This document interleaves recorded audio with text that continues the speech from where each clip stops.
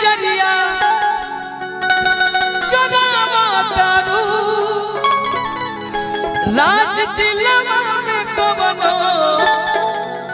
छुपावा तारू आज हमारा के अपन अरे कि तुम मानत नहीं। वाह रे वाह छोटी बाबू आज हमारा के अपन अरे कि तुम मानत नहीं। दीपांजलि जी लड़का लड़की से प्रेम किया है, लड़की ने धोखा दिया है, बात वही है लेकिन कहता भुला गइल काहे भुला गइल काहे पहचानत उम के नहीं आवे के सीधा आवे के बा आवा या कथक डांस छोड़ी होता कि भुला गइल काहे भुला गइल काहे पहचानत नहीं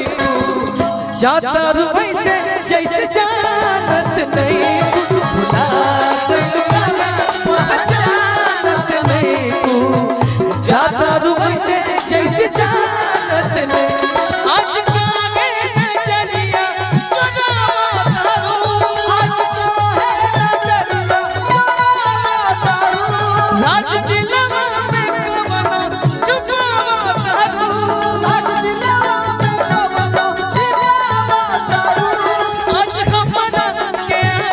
तुमानत नहीं आज हमारा के तुमानत नहीं।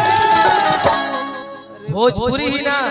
पूरा वर्ल्ड में ये गाना बाजल बा पवन न बजिया वैद क्या जाने न बजिया वैद क्या जाने मुझे दिल की बीमारी है मुझे दिल की बीमारी है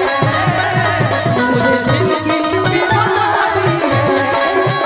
मुझे दिल की बीमारी है मुझे दिल की बीमारी है भुला गइल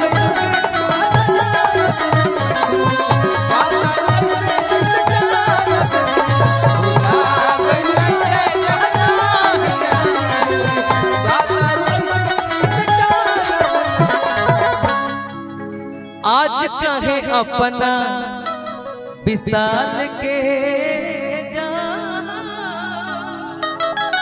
इधर आइए बोलिए नीचे से बोलिए कोई दिक्कत नहीं बोलिए कि आज कहीं अपना विशाल के जान अरे की जादू बारू दिल से निकाल के ए जान आज कहीं अपना विशाल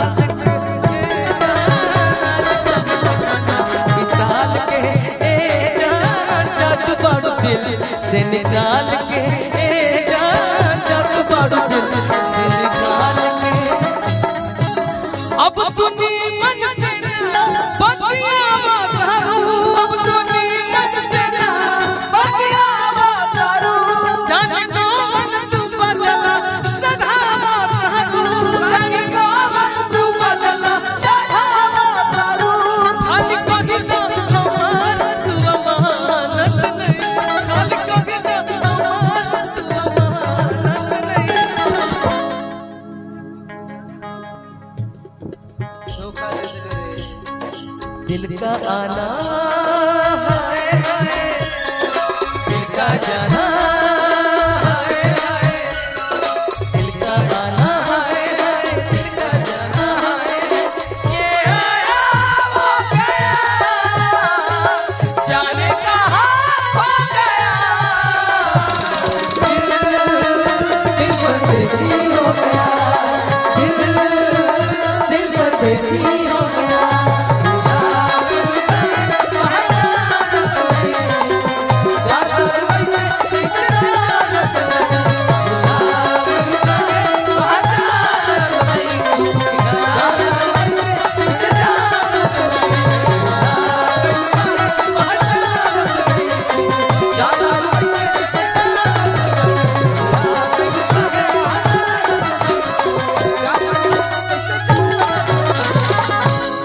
चाहूँ कि दीपांजलि जी आरजेडी का गाना